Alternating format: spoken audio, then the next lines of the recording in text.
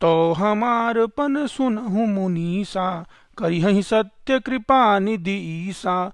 तुम जो कहा हर जार उमारा, सोई अति बड़ अभिवेकु तुम्हारा। तो हे मुनीश्वर सुनिए, वे कृपा निधान भगवान मेरी प्रतिज्ञा को सत्य करेंगे।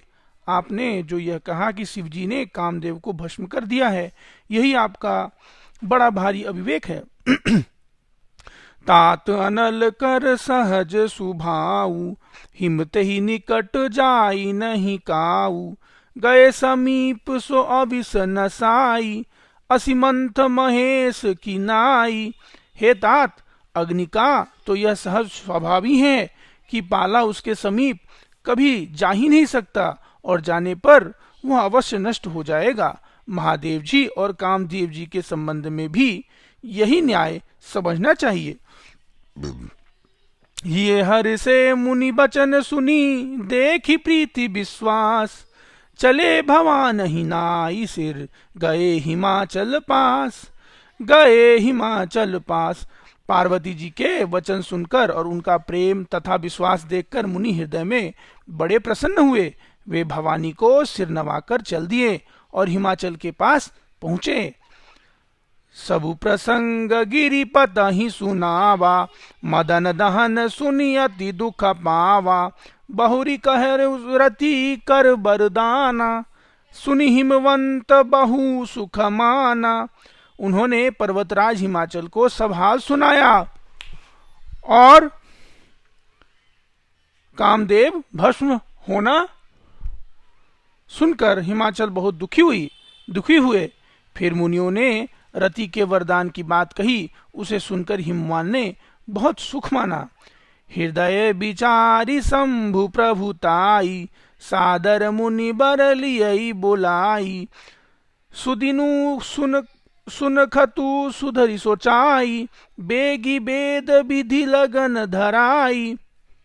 शिवजी के प्रभाव को मन में विचार कर हिमाचल ने श्रेष्ठ मुनियों का आदर पूर्वक बुला लिया और उनसे शुभ दिन, शुभ नक्षत्र और शुभ घड़ी शोधवा कर वेद की विधि के अनुसार शीघ्र ही लग्न निश्चय कराकर लिखवा लिया। पत्री सप्तरी सहीन सोई दीन ही, गही पद विनय हिमाचल कीन ही। जाई विदहि तिहि दीन सो पाती, बाचत प्रीत न हृदय समाती। फिर हिमाचल ने यह लग्न पत्रिका का सप्तऋषियों को दे दी और चरण पकड़कर उनकी विनती की। उन्होंने जाकर यह लग्न पत्रिका ब्रह्मा जी को दी। उसको पढ़ते समय उनके हृदय में प्रेम समाता न था। लगन बाची अज सब ही सुनाई, हर से मुनि सब सुर समुदाई। सुमन वृष्टि नभ बाजन बाजे, मंगल कलश दसहु दिशि साजे। ब्रह्मा जी ने लग्न पढ़कर सबको सुनाया। उसे सुनकर सब मुनि और देवताओं का सारा समाज हर्षित हो गया। आकाश से फूल की वर्षा होने लगी, बाजे बजने लगे और दसों दिशाओं में मंगल और कलश सजा दिए गए। लगे सवारन सकल सुर, वाहन विविध विमान। हो ही सुगन मंगल सुबह, करहि अप्सरा गान। करहि अप्सरा गान। सब देवता अपने भांति भांति के वाहन और विमान सजाने लगे। कल्याणप्रद मंगल सुकुन होने वाले अप्सराएं गाने लगी।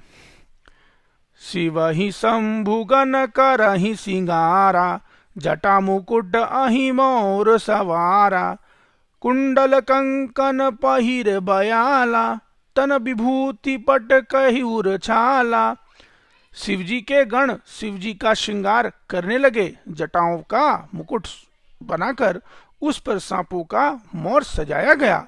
शिवजी ने सांपों की कुंडल और कमंडल पहने, शरीर पर विभूति रमाई और वस्त्र की जगह बागंबर लपेट लिया। ससिललाट सुंदर सिर गंगा, नयन तीन उपबित भुजंगा। गरल कंठ उर नर सिरमाला, अवशिवेश शिव धाम कृपाला। शिवजी के सुंदर मस्तक पर चंद्रमा, सिर पर गंगा जी, तीन नेत्र, सांपों का जनेऊ, गले में विष और छाती पर नरमुंडों की माला थी। इस प्रकार उनका वेश अशुभ होने पर भी वे कल्याण के धाम और कृपालु हैं। कर त्रिशूल अरु डमरु बिराजा, चले बसहि चढ़ी बाजहि बाजा, देखि शिवहि त्रिसुर त्रिय मुस्काहि, बाल लायक दुल्हिन जग नाही। एक हाथ में त्रिशूल और दूसरे हाथ में डमरू सुशोभित है। शिवजी बैल पर चढ़कर चले, बाजे बज रहे थे। शिवजी को देखकर देवांगनाएं मुस्कुरा रही हैं और कहती हैं कि इस वर के योग्य दुल्हीन संसार में नहीं मिलेगी। विष्णु विरंची आदि सुब्राता, चढ़ी चढ़ी वाहन चलए बराता, सुर समाज सब भांति अनूपा, नहीं बरात दुल्हीन अनुरूपा। विष्णु और ब्रह्मा आदि देवताओं के समूह अपने अपने वाहन पर चढ़कर बारात चले। देवताओं का समाज सब प्रकार से अनुपम था, पर दूल्हे के योग्य बारात न थी। विष्णु कहा अस बिहसी तब, बोले सकल ऋषिराज, बिलग बिलग होई चहुल सब, निज निज सहित समाज।